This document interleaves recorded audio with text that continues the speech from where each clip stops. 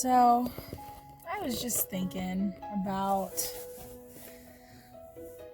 what my life is right now, which is not a bad thing or anything like that. I'm just constantly pondering. And I'm constantly listening to and looking up and researching and doing research on self-discipline, motivation, self-improvement, just anything that will make me better. And it's just really interesting because I was listening to this book called No Excuses, The Power of Self-Discipline by Brian Tracy, I think his name is. And he was talking about how the top 20% of all people are the ones making the most money, or basically making all the money, and the reasons why those people are able to do that. And they don't always come from means. They don't always come from like anything. A lot of the time they come from poverty and not having anything. And the thing that sets them apart sets them apart from the rest of the world, the 80%, the bottom 80%, is their willingness to do the hard work that other people are not willing to do. It's just very interesting to me that, because I was there too. I was to the point where, I just thought, well, I suck.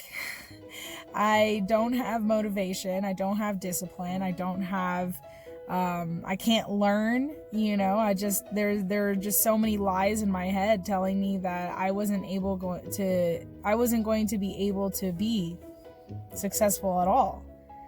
And once I got tired of, just being sick and tired of being sick and tired, I decided, okay, well, I got to do some work. And so I started researching and I started putting what I found out to the test and just trying different things. And, it's really cool to just see those tiny little improvements every single day. And once you decide that you are willing to do that work, you need to start looking for those little tiny improvements. Like what I started with was before I went to bed, I would just close my eyes and I would think about everything I didn't get done. I would think about everything that I need to get done. I would think about just the way that I failed that day and every little thing I did wrong that day, and my brain would just start spiraling. I'd fall into anxiety, I'd get depression, and then I'd have to try to find a way to go to sleep. And my whole night was just closing my eyes, praying to God, please get this out of my brain, and let me go to sleep, just basically begging. And then I found Mel Robbins and the 5-4-3-2-1, and she also gave this tip where when you are in bed and your brain is just reeling and it can't calm down, you have to tell yourself, okay, everything that was supposed to get done today is done. Everything that didn't get done today needs to get done tomorrow. So it's not a big deal. You got everything that needed to get done today done. It was like a sigh of relief. You have to do it over and over again every single night. Like the little tips and tricks don't work for most people because they try it for a few days or a couple weeks and they say, oh, well, this is not working. I still have anxiety and this and that. But in order for your brain to form a habit, it takes at least 21 days. If you want a concrete habit, you want to do it for a full month.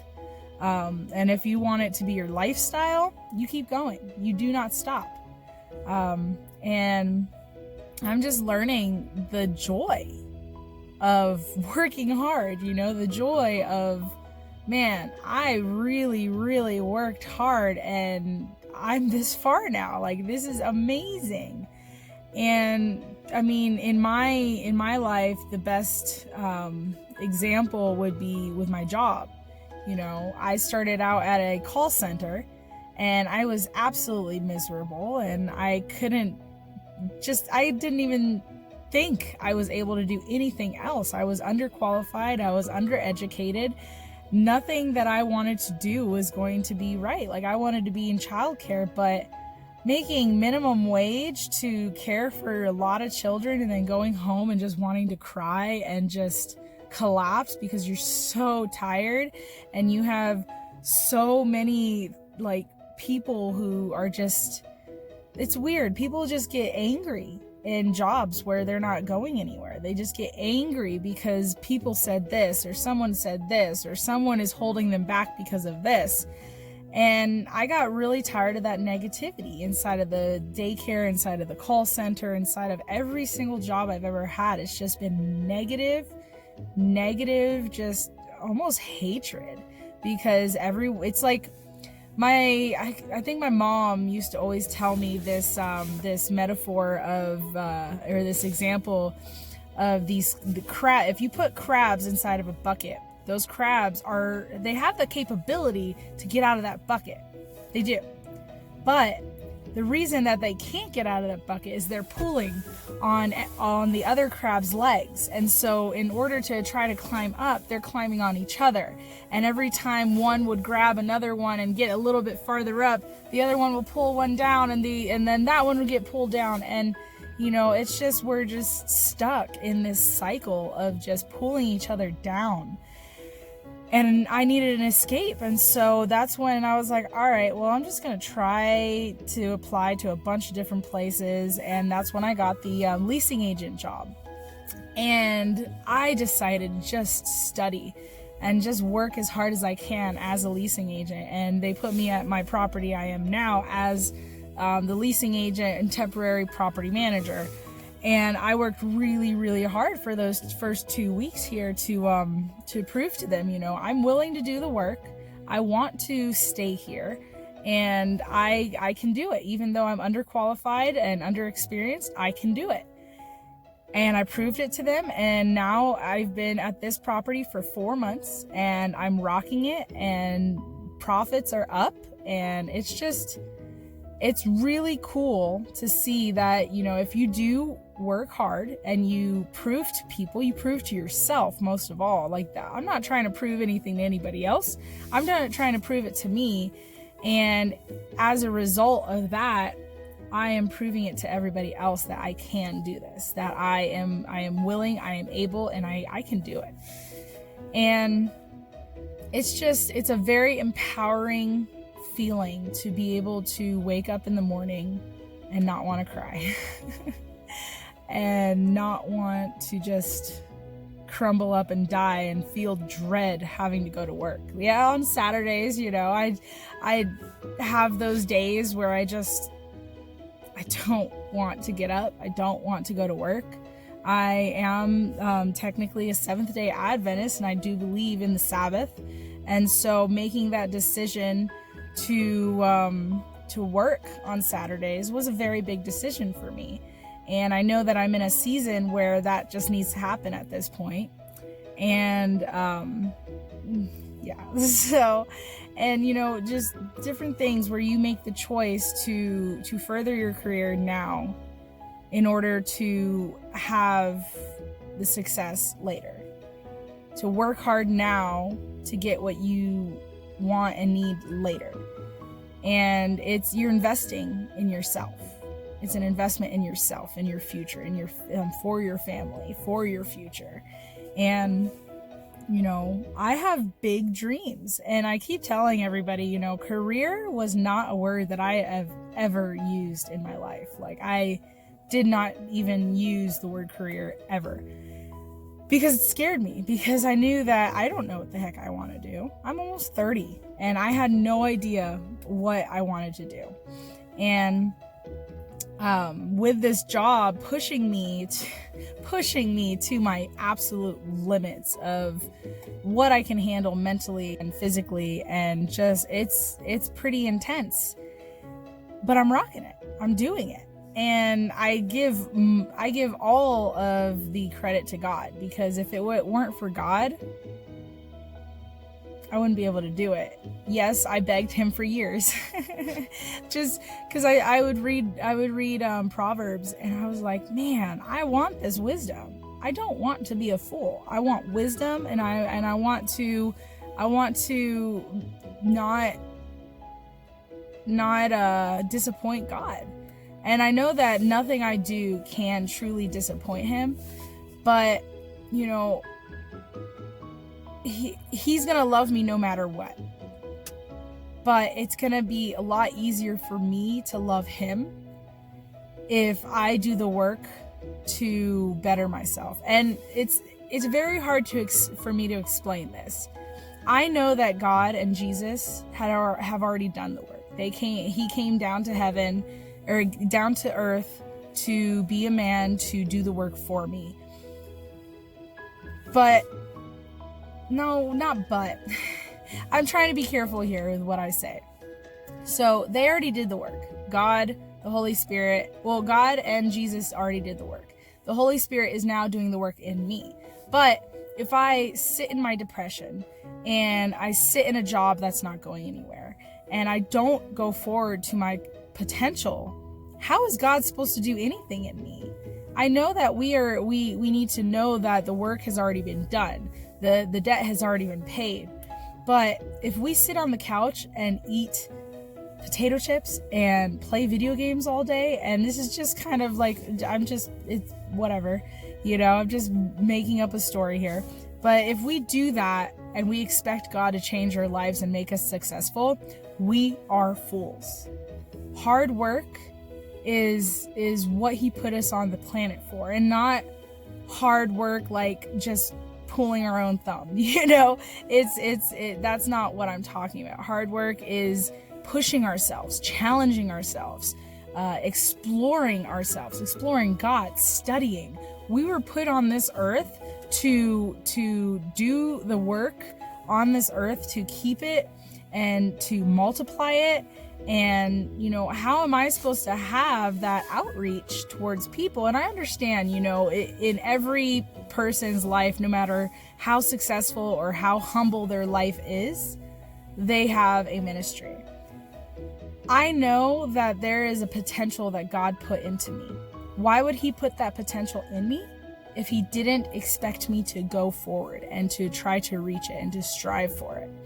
I read this book recently called Go for No, and it's really, really cool. So it starts out with this guy. He's in this sales job, and it's kind of not dead end, but he's just trying to make his quota and go golfing and just do what he wants to do.